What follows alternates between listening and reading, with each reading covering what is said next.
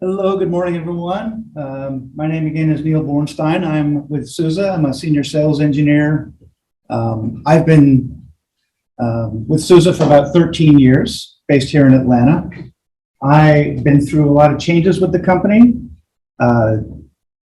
I've been saying we've been around for 28 years, and I've been wrong. It's actually going to be 30 years this September. Somehow I lost 2 years in the last couple of years. I think we all did. But Suse has been around for 30 years, based in Germany. I'm going to start out with a little background about the company. I think I am. Or maybe not. Is this the right button?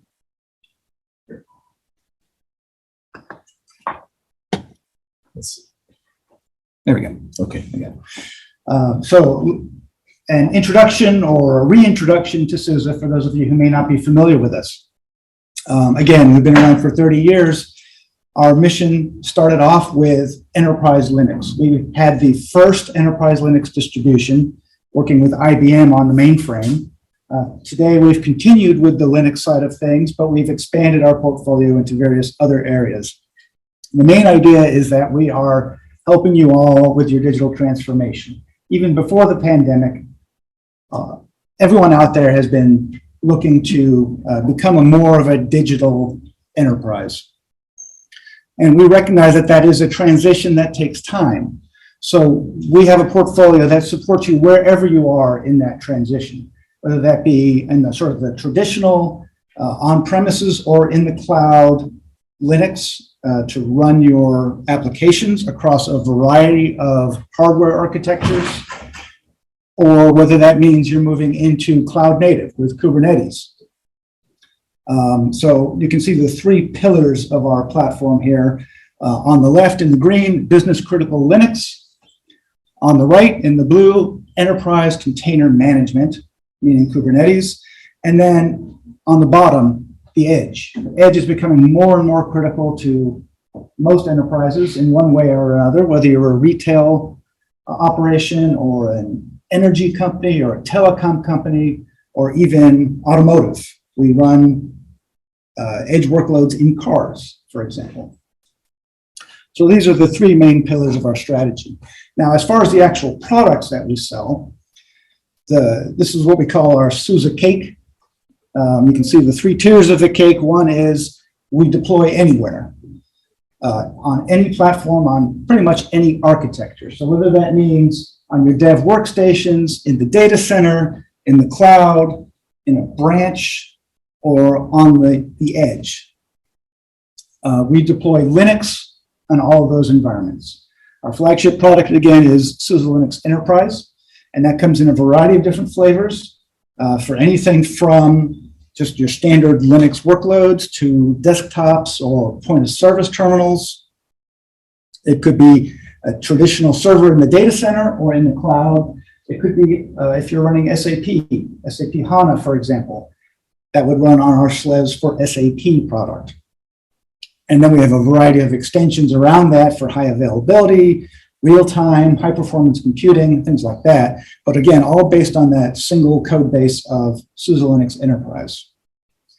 We have a management product called Suse Manager, which gives you the ability to manage not just our own enterprise Linux products, but pretty much any enterprise Linux from our competitors, as well as open source products.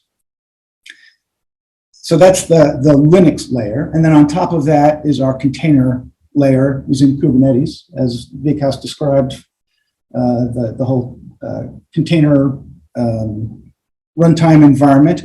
We have, like Google, we have our own Kubernetes distribution. We actually have two of them.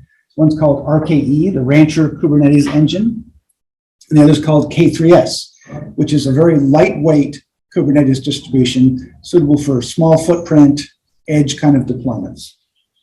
This Kubernetes portfolio comes from our acquisition of Rancher Labs a couple of years ago. And then a couple of other products along with that in the Kubernetes portfolio. Longhorn is distributed storage for Kubernetes. And New Vector is what I'm going to focus on. That's another new acquisition of ours last year. And that's really focused on security for containerized environments. And then finally, at the very top, is our Rancher management server. That's what allows you to manage all the Kubernetes, really pretty much any Kubernetes distribution that is CNCF compliant. So we can manage EKS, GKE, AKS. We can manage Kubernetes that you're running on premises, in the cloud, physical, virtual, any kind of combination of those things from a single console. As part of our Rancher portfolio, we have lots of partners. And so anytime we show this slide, we get questions about lots of things on here, obviously, but the big one that we get questions around is security. So you can see container security and secrets right here. We have a pretty wide support portfolio there. But that's why we acquired NewVector, because that is a key aspect of container deployments. So we wanted to make sure we had our own offering in that area. So in October, November of last year, we announced that acquisition. And let's talk about what that means. So there are some challenges behind container deployment, and specifically with security. The main one is, as you deploy new workloads out into a cloud-native environment, you're actually doing that into production, which means you're going to have lots of sensitive data now moving into those containerized environments. Whether that's internal sensitive data or customer data, you want to make sure that that data is protected. Oops. The challenge around that is traditional security tools really don't work properly in a cloud-native environment. They're very much tuned to protecting the operating system, protecting physical hosts or virtual hosts. They don't really deal with the traffic that happens within a Kubernetes cluster. And that's because Kubernetes abstracts a lot of the traditional networking layers into Kubernetes-specific constructs.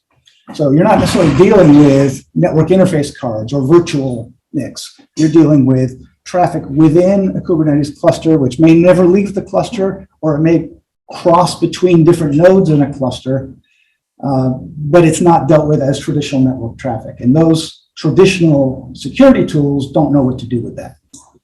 So that's where NewVector comes in. We look at the container attack surface in a Kubernetes cluster, and we're looking at how to protect that attack surface. The thing is that critical vulnerabilities can enter into your pipeline at any time. You can bring in code from an open source project or even a commercial project or product into your code base, and that can contain vulnerable code. So we want to make sure that we are able to defend you against that vulnerable code at the very beginning. Vulnerabilities can exist in the framework itself, in the Kubernetes framework or in the operating system that's running it. So we want to make sure that we are able to protect you from those things as well.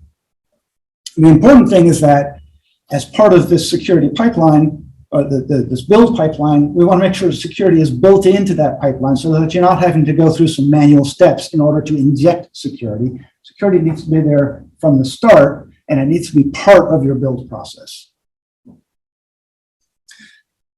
The other thing that we need to consider is that as you bring in more tooling into Kubernetes, Kubernetes itself, Docker, Istio, Service Mesh, other kinds of tools, each one of those brings along with it new potential attack surfaces. So we want to make sure all those things are protected. And then, of course, even if we do all that, there's still things that can happen with zero-day exploits in production. So we want to make sure that you're defended against those things as well. The way we do that is with this layered approach to security. We have two major chunks here of security. There's the supply chain side, and then there's the runtime side. In terms of software supply chain security, we're going to start with vulnerability scanning. So that means the known issues that are out there, whether that be in CVEs or other databases of known vulnerabilities. We're going to protect you from stuff that's out there that is disclosed already. The second layer is around compliance. So we have the ability to do things like CIS benchmarks, And we're going to scan the code and the configurations and make sure you're adhering to best practices around security. And then finally, admission control. If there is code that passes the kind of the standard checks, you might have your own checks around that you want to insert as well. Things like how old does a remediation need to be before you're going to require it to be in there. And then there's runtime security. So the same kind of scans that we do around CVEs when you create your code, we're actually going to check in your runtime environment and make sure that anything that's out there running is also compliant with those CVE scans. We're going to look at threat-based controls, meaning known threats, application-specific threats that we can scan and detect and prevent using a web application firewall and various other tools. And then finally, zero trust controls. There's things out there where we don't know about yet, and we're going to make sure that you are protected against those. And we'll talk a little bit about an example with the recent Log4j exploits. So those are our layers of security. What does that look like in terms of the actual pipeline? Well, so we'll talk a little bit more about each of these steps. In terms of build scanning, we have an extensive CVE database that is updated daily. Now, you don't have to be connected to the internet other than updating that database. We run completely within your Kubernetes clusters, but we do need to update that database. So as code goes into your repository, we're going to integrate with your CI/CD tools in order to make sure that part of your pipeline is doing the scans and checking for vulnerabilities. And we can, if we detect a vulnerability that's not been remediated, we'll reject that build and send it back to your developers to fix it. Now, in the Kubernetes world, you're going to store your images in a registry. So what we're going to do is scan that registry, not only when the code goes in, but when the code comes out, as well as just on a regular basis. So that means is you could have code that was checked in, a week ago, and in the meantime, some new vulnerability was disclosed. So we want to make sure at every point where we can scan, we are scanning. And again, we'll send that code back, we'll alert on it, and make sure that your developers know it's something that needs to be fixed. I mentioned the CIS benchmarks already, so the ability to check your configurations against security best practices is critical, and that goes for compliance as well. So a number of databases that we check your configurations against. And then, of course, runtime scanning. That's, again, critical to make sure that even if everything passes at every step along the way, there's still an opportunity for old code to be out there. A new disclosure could be made at any point. We want to make sure we're scanning that code at runtime as well.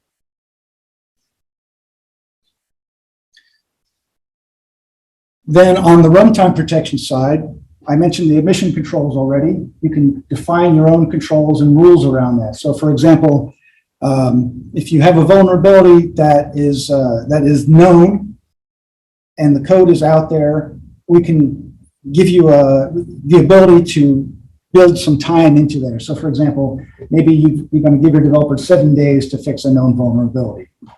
So when that code that comes out of the registry is more than 7 days old and has a vulnerability in it, that's the point where we say, okay, nothing's coming out. We're not going to let you do that. And the reason we can do that is because of our further runtime checking, which I'll talk about in a minute. The container firewall, again, allows you to protect against known threats that are application specific. So for example, if there's a SQL injection or a buffer overrun, kind of things that might be known about, will protect you against those known threats. And then we have the ability to block against the unknown threats, the zero-day threats, with our container workload security module. This is things like, unknown, the same kind of ideas, buffer overrun, SQL injections, but things that might not be known about. We have a learning model so that you can run your code in the test of dev environments. We learn what's allowed, and then we turn it on to monitor or protect mode in production, which says that if one of those things that happens is not known, is not allowed, we'll block it and we'll report on it.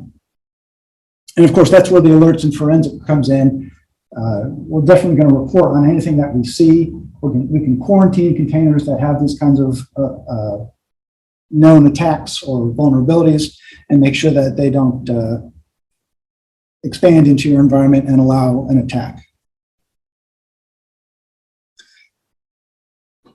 One of the great things about NuVector is that we take those security policies that you've defined, whether it's the learning model around good behavior or other things, and we let you export that as code. So the security policies become part of your pipeline. They're stored in with your code along with your other deployment manifests and everything else. They're stored as YAML. So they're somewhat editable, as much as any YAML is, but they are part of your pipeline, they're part of your code.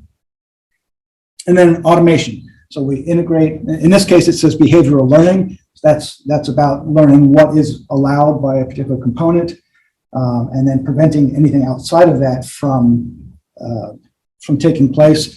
It's also automation around integrating with your CI/CD tools. So that's the full suite of protections. So what is unique about that? Really, the automation is unique. The network visibility in production is really unique in that security tools, network security tools really are looking at your actual physical network traffic. We're looking at the network traffic east-west between pods, as well as ingress and egress. So it's a complete network security protection specifically for Kubernetes.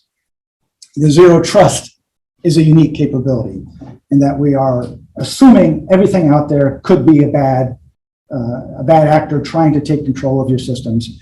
We're going to make sure that doesn't happen.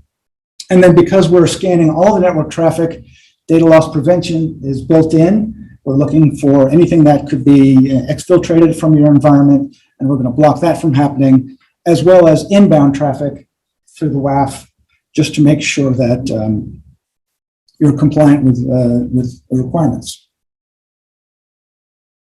So now I'm going to talk a little bit about a specific case with Log4j. When we talk about the Log4j kill chain, really it is a kill chain. It's a series of things that had to all compound upon each other in order to make this a bad case. And what I'm going to, so first of all, along the top, there was a vulnerability that was exploited in Log4j. But what happens with that exploit is that you have to take that and then execute code. That code execution leads to a takeover of command and control of your systems. And then you can use that command and control to deploy some nefarious software, whether it's malware, ransomware, what have you. So that's the kill chain. We really want to stop it at every point along that kill chain. So on the right side of this chart, you can see how we protect you at each point along that line. So day zero, there was no CVE. We didn't know about this vulnerability. You were already protected with NuVector because of that zero trust. The zero trust means that you couldn't do the remote code execution. So right away, that stops it in its tracks. Even if that were not to work, the egress controls will prevent network traffic from coming back out because those are not known behaviors of Log4j. And then once that CVE was disclosed, we have additional protections. So we updated the WAF rules, meaning that code coming in or network traffic coming in couldn't execute that code in Log4j. We would automatically quarantine any known pods that have that Log4j, that affected Log4j component in them until they're updated. And then, of course, admission control rules would prevent anyone from deploying that component from the build pipeline into production. So this is protection along the entire kill chain. So just to sum up, and I think it's important, I think everyone probably realizes that cloud native security cannot be an afterthought. It has to be built into your build pipeline from the very beginning. it can't be assumed to be built into the cloud. There's multiple responsibilities for security. Your cloud framework has responsibilities around physical security, but they cannot be the ones responsible for securing your applications. It's got to be automated. Again, that goes back to that build pipeline. We can't be taking time to add additional security through manual interventions at every step. It's got to be just part of the process. And then finally, you've got to enforce zero trust. You never know what's going to come out there, even before the CVEs are disclosed. Trust no one. Learn the code that, or have the tool that learns from your code what it's allowed to do. And speaking of trust, Suse and Rancher are trusted by over 15,000 customers across all industries. You may see your company name on here. I'm not sure. You certainly see your industry up here. So if you have any questions, I'm happy, if we have time now, but Jared and I are back at the table in the corner, and we're happy to address those questions.